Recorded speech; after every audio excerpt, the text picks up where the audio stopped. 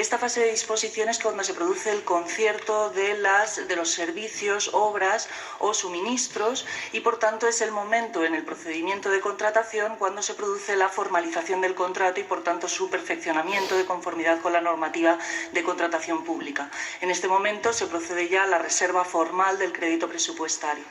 En la tercera fase es lo que en el Estado se denomina reconocimiento de la obligación y en el ámbito presupuestario catalán se conoce simplemente como obligación.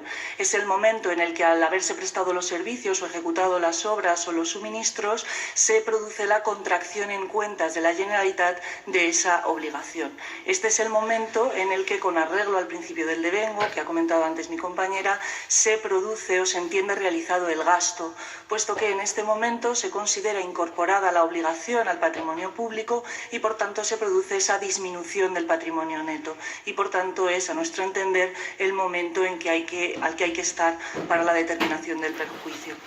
En definitiva, este principio del devengo lo que determina es que las obligaciones de la hacienda pública deben registrarse y computarse en el momento en que se presta el servicio y con independencia del momento del cobro. Y es un principio que está establecido tanto a nivel catalán, autonómico, como a nivel estatal y, de hecho, está armonizado a nivel europeo en el reglamento del Sistema Europeo de Cuentas y determina, por tanto, como digo, que el gasto se entiende realizado en ese momento. Es decir, si hacemos una foto de cuál es la situación patrimonial de la administración una vez que se ha prestado el servicio y con independencia de lo que ocurra en la fase de extinción de la obligación, vamos a ver que en ese momento el patrimonio ya está disminuido y, por lo tanto, lo que ocurra con posterioridad serán hechos que se computarán en su momento, pero que no eliminan el dato real de que el gasto ya se realizó, ya se computó y, por tanto, por ejemplo, a efectos de determinación del déficit público, esa obligación la vamos a tener que computar.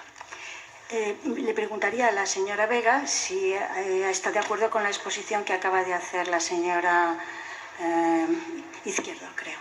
Sí, en esencia estoy de acuerdo con la exposición, pero hay que tener en cuenta quizás un argumento adicional. Cuando hablamos desde el punto de vista contable, podemos tomar en consideración dos normativas contables.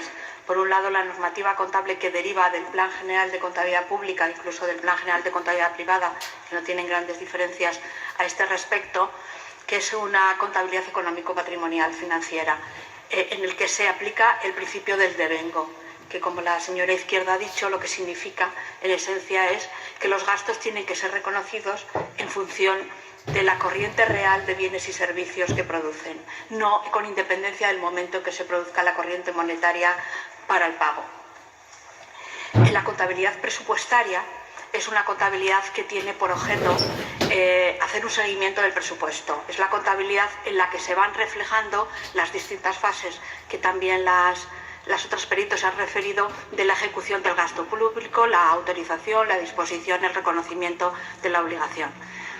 En esta fase solamente se puede reconocer la obligación y, por tanto, contraer en las cuentas de la contabilidad presupuestaria la obligación contraída cuando se dicta el acto administrativo de reconocimiento de la obligación.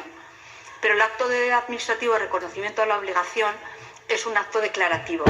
Es decir, con el reconocimiento de la obligación no nace la exigibilidad de la obligación a la hacienda pública, sino que ya ha nacido previamente en el momento en el que el acreedor, el prestador del servicio a la hacienda pública, lo ha prestado, con arreglo a la regla del servicio hecho de la administración.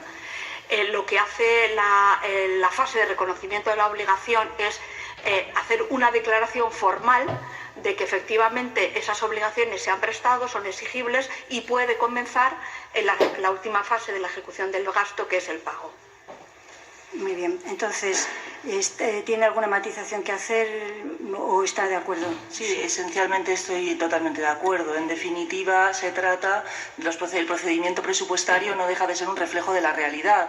Evidentemente, lo que prima es la realidad material. Una vez prestado el servicio, se devenga la obligación y, por tanto, se entiende realizado el gasto. Y en el ámbito administrativo hay que emitir el correspondiente acto de reconocimiento de la obligación, que en el ámbito contractual será el certificado de prestación del servicio y se procederá, por tanto, al registro contable como tal. Entonces, teniendo